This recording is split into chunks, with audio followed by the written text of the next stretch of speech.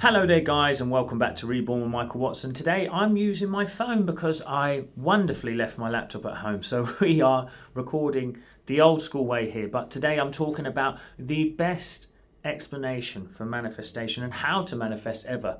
So look, I have made courses on this, I've made courses on letting go, they're available, but I'm telling you this explanation that I'm going to try and keep within 8 to 10 minutes will open your mind up to the truth around manifestation. Okay, if you like Spirituality Simplified, please consider like, sharing and subscribing. Also, please comment down below if it's helpful, and check out my free Facebook group and check me out on Instagram. So guys, I'm talking about manifestation here.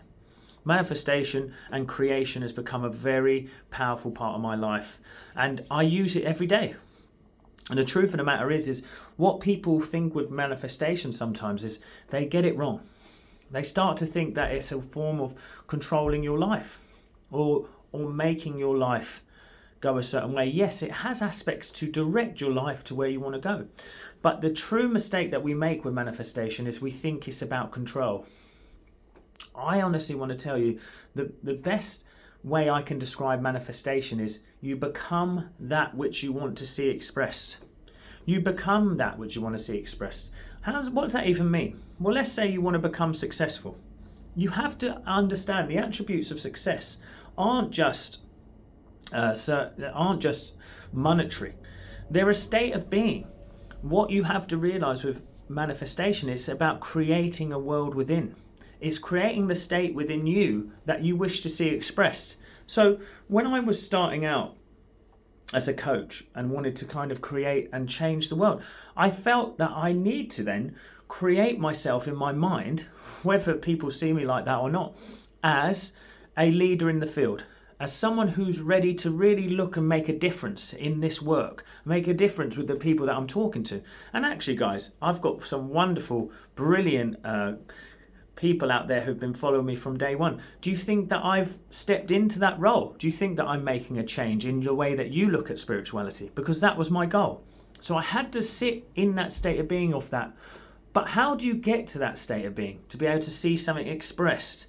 If you do believe what I just said before, comment down below and let me know, because I will take that humbly and it will help me feel really good in my mission.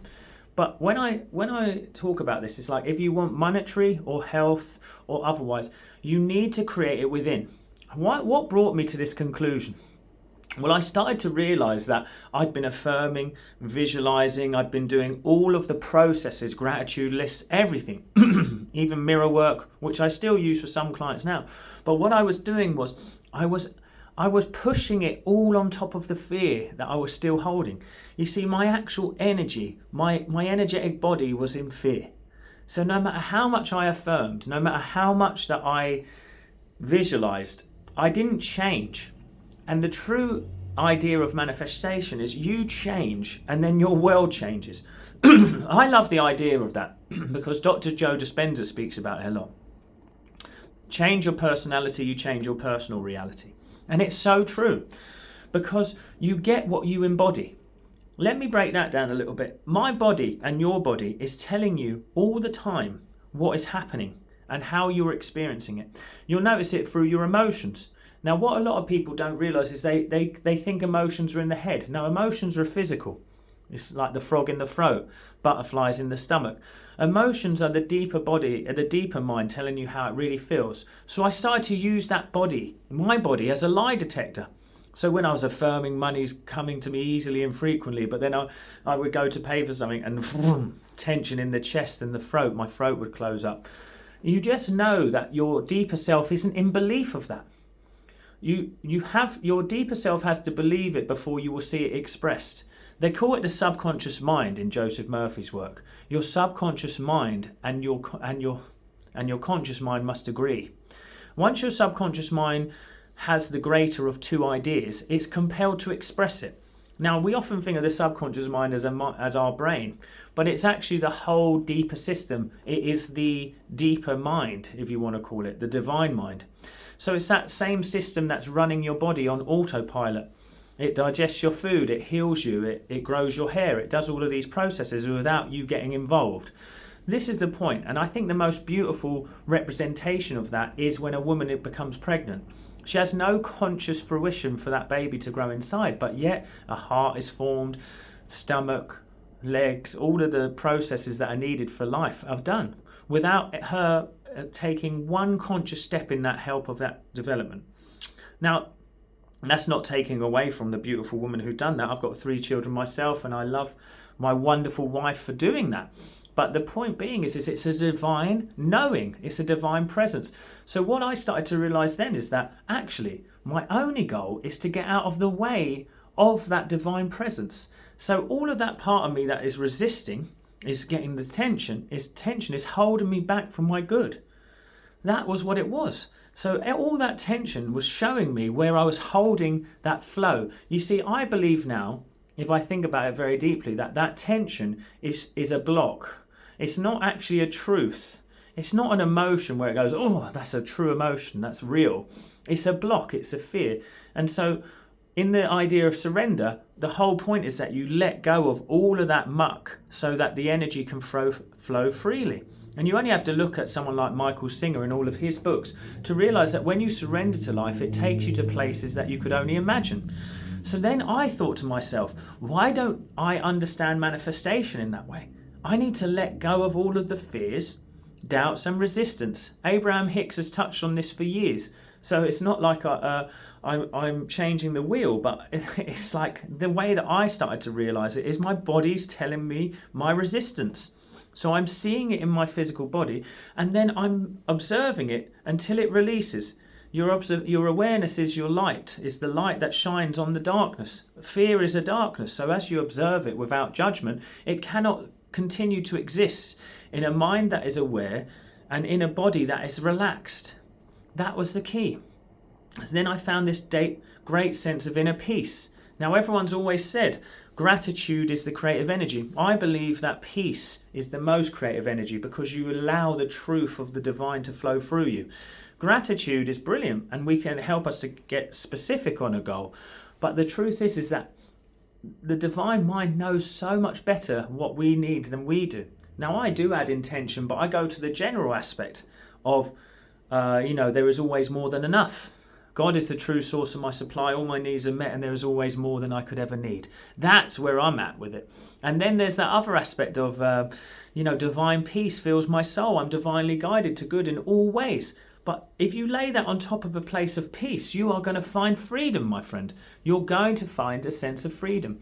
Then life will start to take the charge. And there's that idea in the law of least effort and in Wu Wei that everything has its law and order. And we can call that the divine law and order.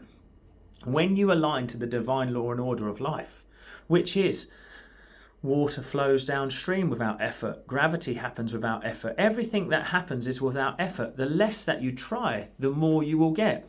And the reason I've realized that is the key to manifestation is we keep trying to change it on the physical, and we get frustrated when it isn't, when we are the ones who actually need to change.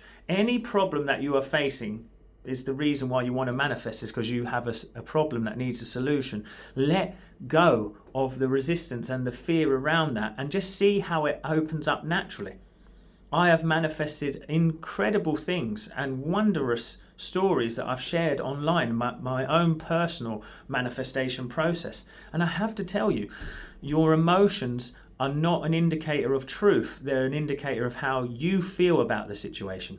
No situation is inherently good or bad. Once you relax and let go of the emotion around it, you allow a divine solution to come up. So find peace, change within by claiming consistently and regularly the truths that you want and visualizing, but don't do it to create, do it to change you and how you normalize this idea. Normalize abundance, normalize health, normalize things working out for you. This is where you're going to find your freedom. This is the truths of life that you need to understand. This is what I wanted to express. This is what I wanted to share with you. If you can start to understand that all you need to do is change the inner world, as within, so without. Never forget that. That means that making my state of being peaceful, harmonious, loving, free, effortless. If I can live in that state of being, I'm going to see it on the screen of space. And Joseph Murphy says it great. If you have peace in your heart, you'll have peace in your bank account, peace in your body, peace in your relationships. Aim for peace. It's a much more effortless road. When you start to try and add intense, elevated emotions and force gratitude on top of things, you're not actually helping your manifestation. You're claiming that I need to effort to create, when actually you are made in the likeness and image of God, and it wants to create regardless. It wants to manifest through you, and that true expression is divine and beautiful and wonderful. So the truth is manifestation is about letting go, not about adding anything to yourself. And I think that's the point I want to end on. What do you think about what I had to say? Comment down below if you enjoyed any of this video.